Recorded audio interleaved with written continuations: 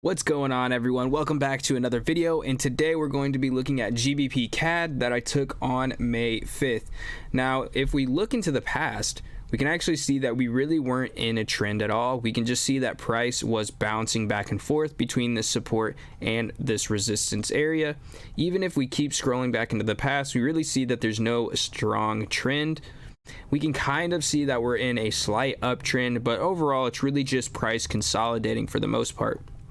So with that in mind, I was really waiting for price to come back to this 4-hour resistance area to give us another drop unless price was going to break it. So those were really the options that I was looking for. You know, price is either going to continue up or it's going to reject this area and go down. So with that in mind, I simply was patient and waited to see what happened when price came back to this 4-hour resistance that it clearly rejected numerous times. And we can see that price, once it comes into this area, formed a head and shoulders, and once we had that right shoulder form, I went ahead and took the trade, and then I went ahead and exited the trade right here on this candle because this is an imbalance in the market right here, this candle.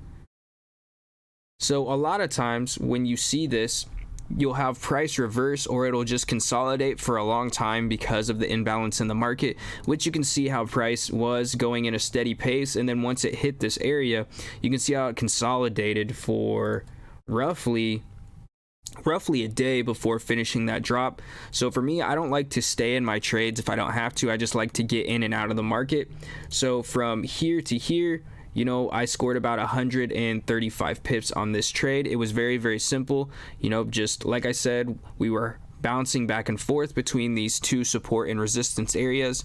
Once price came back into this area, we had a head and shoulders formation, and my TP was the middle of this imbalance because I don't like to sit in my trade.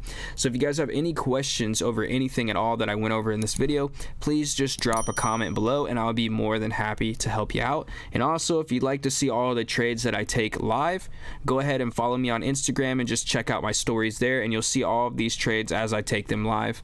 With that being said, I will see you guys in the next video.